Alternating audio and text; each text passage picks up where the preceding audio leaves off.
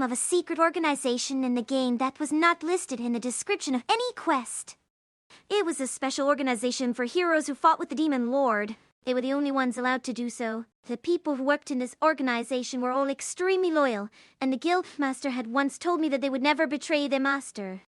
So you're saying the guildmaster is working for the Demon Lord? Yes. And the other heroes? They are either on the Demon Lord's side or dead. I looked at the screen in shock. The guildmaster had said that if I were to defeat the Demon Lord, I would have the honor of becoming a hero, but he had not mentioned that my comrades would be killed or forced to join. I felt something stir inside me as I stared at the screen. It was a feeling similar to the one I'd had when I saw the Black Cat and Black Knight as they fought in the first dungeon I'd ever explored. I had known that in that moment they would surely die, and yet I could not stop watching. Are you mad? You've just found out your comrades have been killed and you still want to take up the challenge? That's right. You're a fool. So I am. The voice seemed to be coming from behind me, but I didn't turn around. If you're going to take up the challenge, do it for yourself. If you care about your comrades, you will turn back. Otherwise, you will only find another party to join. I know. That's why I want to go alone. I clenched my fists, trying to control myself. I didn't want to abandon my comrades. Even if I was to fight alone, I still wanted to become a hero and avenge them. However, I had no way to contact them. The guildmaster had said that my friends would die if they got involved. This meant that they would never know of my death, and there was nothing they could do even if they did learn of it. I had no idea what happened to my friends after they left me. I had to find a way to save them. I would save my friends and become a hero to rescue them, and I would find a way to contact them and ask them to meet up with me wherever they were. I knew it was a foolish idea. However, the image of my friends' faces rose in my mind as I thought of it. I had no time to lose. The guildmaster was right. I couldn't just sit here and do nothing. I had to move now. If you really want to take up the challenge, I won't stop you, said the voice. If you feel like you want to avenge your friends, go ahead and kill them all. Just make sure you don't die. That's all. I looked at the screen and saw that the Black Cat and Black Knight had been defeated. They were no longer in the game world, and neither were my companions. Go ahead, continued the voice. There are many powerful monsters and strong adventurers in the Demon Lord's domain. Go ahead and kill them all. I took a deep breath, then shouted at the top of my lungs. I'm going. Good luck. I smiled, and the screen faded. The man in the hood smiled back at me with a crooked smile as he pulled down his hood. His face was a little older than mine, and he had short hair, like a young boy's haircut. The man stood up from his chair and walked to a shelf on the wall where he retrieved a leather bag, which he tossed to me. I caught it and looked inside. It was filled with silver coins. For your journey. Thank you. Now be safe. You too. I bowed to the man and then turned around, leaving through the door.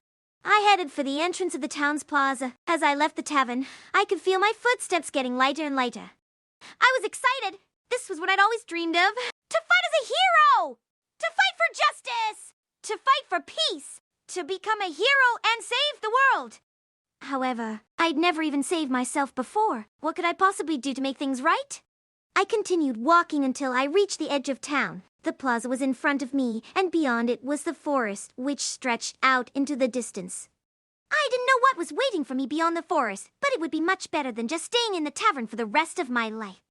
I put my bag filled with coins onto my shoulder and started walking towards the forest. I would not turn back. I continued walking through the forest. It was so vast and vast. The trees grew taller and thicker as I went deeper and deeper into the woods, making me feel claustrophobic and uncomfortable.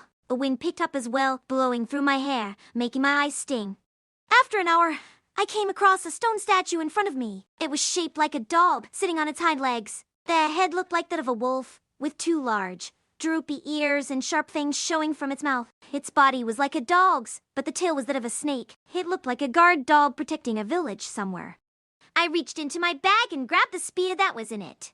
It was made out of metal with a wooden shaft. It wasn't as long as my normal sword, but it looked heavy and solid enough that I didn't have any trouble carrying it around.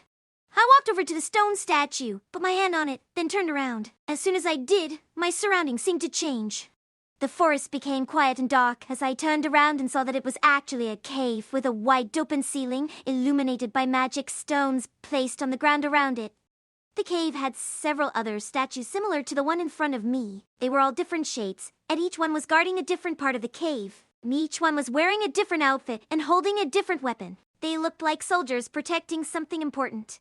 I walked over to one statue, reached out my hand, and touched it. As soon as I did, the magic stone stopped glowing, and I could no longer see the cave ceiling. There was only darkness as far as the eye could see. I could feel my heart pounding in my chest and hear my breath quickening as my senses started to panic. What am I doing? I thought, what am I doing here? Why did I come here? I've come to my death. I started panicking, thinking I had come to the wrong place or was being tricked, but then I noticed the light shining off of something in the darkness. It seemed to be getting bigger. It was glowing red. It wasn't moving, but it looked like it was coming straight for me. I could feel a warm, searing heat from it as it got closer and closer. It was too bright to look at, so I squeezed my eyes shut in an attempt to protect them from the heat and the light. The light stopped just inches away from me. When I opened my eyes again, everything was dark again. A sharp pain shot through my arm, and I let out a scream. When I looked at my arm, I could see blood dripping onto the floor from my wound, which was already healing itself before my eyes. "You're quite skilled at killing," said a voice behind me. I turned around to see a tall, slender man wearing a robe with a hood pulled down over his head. He wore gloves with sharp claws attached to them as well as boots with metal claws coming out from them as well as long gloves on his hands, and he held a curved sword in his hand. There was a magical energy swirling around him that was strong enough to make me want to shield my eyes with my arms. The man's eyes were dark blue, and he had an intense gaze that reminded me of a hungry wolf or a tiger. His appearance and clothing looked much like a wizard's robes and staff. "I am not here for a battle." "I know that." The man's eyes narrowed as he watched me closely. "You are here to become a hero." "Yes." "Then why are you here?"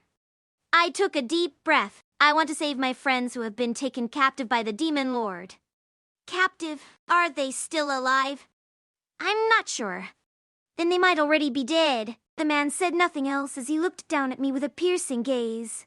"Is that all?" "That's right," I answered quickly. "That's why I'm going to take up the challenge."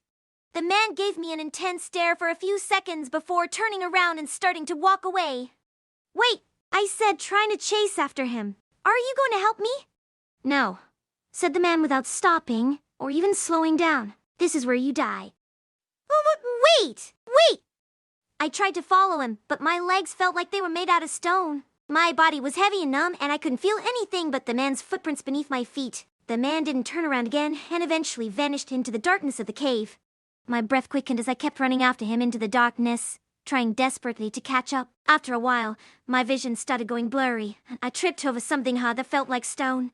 My back slammed into it hard and sent shockwaves up through my whole body. I landed face first on the floor and gasped for air as tears formed in my eyes. I took several deep breaths to calm myself down as I tried to push myself up to look at what I fell on.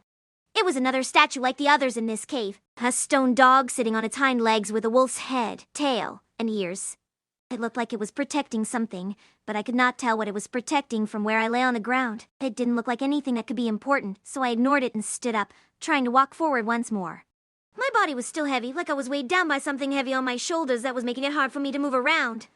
I walked forward as fast as I could, but my feet felt like they were being pulled backwards instead of pushed forwards. It felt like there was some kind of force that was trying to make me go backwards instead of forwards, but I kept pushing against it and kept walking forward.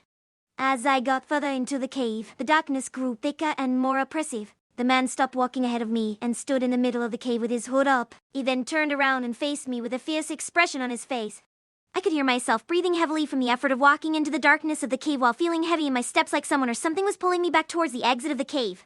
The man stared at me for a few seconds before letting out a loud laugh that echoed through the cave. Then, he lifted up his sword and charged towards me.